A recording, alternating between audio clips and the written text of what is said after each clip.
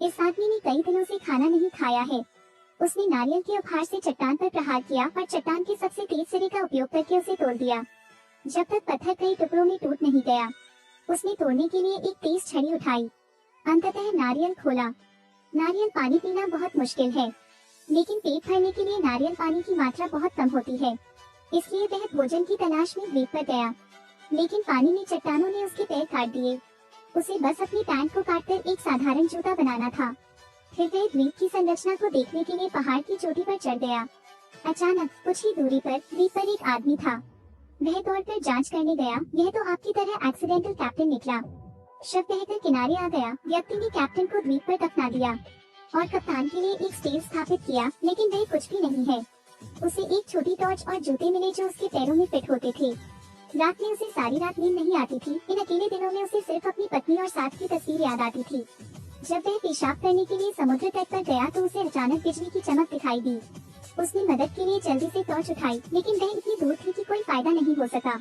इसलिए उसने जल्दी से एक बेड़ा ले लिया। उसने रोशनी की ओर चप्पू चलाने की कोशिश की। विशाल समुद्र में उसका जीवन बेड़ा बहुत छोटा है।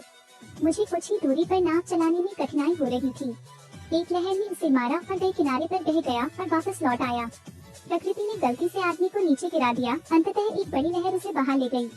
बेड़ा पंक्चर हो गया और आदमी का पैर भी घायल हो गया।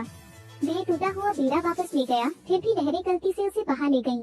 उस आदमी ने हताश होकर अपने खून से सने पैर को गले से लगा लिया और द्वीप पर लौट आया। परिणाम स्वरूप वर्षा आश्रय गृह में भी बारिश हो रही थी। उस समय वह आदमी केवल एक अजीब चट्टान की गुफा की तलाश में था। गुफा के अंदर बहुत कम पानी था और थका हुआ आदमी जमीन से पानी की घूंट पीता था। ठीक उसी तरह जैसे आज रात गुजरी, आखिरकार दूसरी तरफ आदमी की रोशनी अभी भी चमक रही है।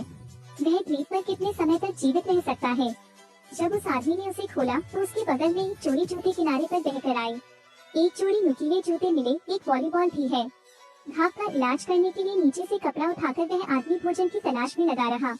उसने एक छोटी मछली पकड़ी। उसे आजमाने में संकोच नहीं किया, लेकिन उसे निगलना वाकई मुश्किल था।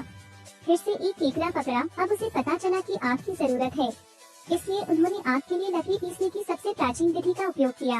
ऐसा पूरे दिन चलता रहा और अगले दिन आखिरी रात तक लकड़ी का ऊपरी हिस्सा भी टूट गया। जहाँ तक हताश व्यक्ति के हाथ में छुरा घोंपने की बात है, तो यह बस इतना ही था। उसने अपने आसपास की हर चीज पर गुस्सा व्यक्त किया। घाव को समुद्र के पानी से धीरे से धोया, वॉलीबॉल ले और धीरे से एक चेहरा बनाए। इसका एक नाम भी बताइए। विल्सन। तब से यह उसका एकमात्र साथी बन गया। फिर वह आदमी आग जलाने लगा और देखते ही देखते आग भी बढ़ने लगी। उसने खुशी खुशी उसे उठा लिया। द्वीप पर पहुंचने के बाद यह पहली बार था जब वह हंसा। वह अपनी उपलब्धि से उत्तेजित होकर किनारे की ओर जोर जोर से गाने लगा। हालांकि आसपास कोई नहीं था, फिर भी उसने ऐसे व्यवहार किया मानो वह बहुत संतुष्ट हो। अंततः विल्सन की कंपनी के साथ वह अकेला नहीं रह सकता। उन्होंने विल्सन को अपनी कहानी बताते हुए कहा कि वे खुद एक अच्छे डिलीवरी मैन रहे हैं। ठीक इसी तरह वह आदमी द्वीप पर 4 साल तक रहा। उसकी मछली पकड़ने की तकनीक और अधिक कुशल हो गई। उत्तरजीविता अब आपके लिए कोई समस्या नहीं है। वह अज्ञानी से एक लचीला व्यक्ति बन गया, लेकिन एकमात्र चीज जो स्थिर बनी हुई थी वह पुरानी अकेली आकृति थी। उस दिन उस आदमी को समुद्र के किनारे लोहे की प्लेट मिली। मूर्ख आदमी वहाँ बैठा है। अचानक हवा के एक झोंके ने उस आदमी को आश्चर्यचकित कर दिया। लोहे का यह टुकड़ा एक नाव का पाल है। संभवतः वह नाव भटक कर द्वीप पर आ गई है। तो कहो करो करो है। उस आदमी ने बड़ी मात्रा में लकड़ी तैयार की। रस्सी बनाने के लिए लकड़ी के डिब्बे निकाले, लेकिन बहुत जल्दी नई कठिनाइयों का सामना करना पड़ता है। छाल से तार बन जाने के बाद चुंबक जोड़ना भी पर्याप्त नहीं होता। वह आदमी पहाड़ पर चढ़ गया। उसने अपने हाथों से तैयार की गई रस्सियां उठाईं। आखिरकार उस आदमी ने एक नाव बना ली। वह विल्सन और बंद डिलीवरी पैकेज को अपने साथ ले गया। समुद्र में जा रहे हैं। इस समय वह व्यक्ति सफलतापूर्वक लहर को पार करते हुए आगे बढ़ गया। वह आदमी खुशी से चिल्लाया और अपना सिर घुमाकर दूर और दूर द्वीप की ओर देखने लगा। वह जोर जोर से रोने से खुद को नहीं रोक सका। शायद किसी को भी उम्मीद नहीं थी कि वह अभी भी जीवित होगा, जो शायद उनके जीवन का सफर है। रास्ते में उन्हें प्यास लगी और उन्होंने ओस का पानी पी लिया। यदि आप भूखे हैं तो समुद्र में मछली पकड़ें। रात में अचानक आसमानी तूफान आया, जिससे छोटी नाव डूब गई। दुष्ट तूफान ने पाल उड़ा दिए। अगले दिन लकड़ी की नाव टुकड़े टुकड़े हो गई। जब वह आदमी जागा तो विल्सन कहीं नहीं मिला। चौंक कर उसने जल्दी से विल्सन को फोन किया। यह महसूस करते हुए कि वह दूर बह गया है, वह आदमी उसे बचाने के लिए तेजी से नीचे कूद गया, लेकिन विल्सन उससे बहुत दूर था। एक निर्जन द्वीप पर कोई समझ नहीं पा रहा था। आदमी दिन रात वॉलीबॉल के साथ रहता है। आखिरकार वह अकेला आदमी नाव पर लेट गया। उसके रोने से अन्य लोग प्रवृत्त हो गए। अब उसने नाव पर सारी आशा छोड़ दी थी और चुपचाप मौत का इंतजार कर रहा था। अचानक एक मालवाहक जहाज आता दिखाई दिया। उत्तेजित आदमी ने मदद के लिए हाथ उठाया और अपनी पत्नी का नाम चिल्लाया।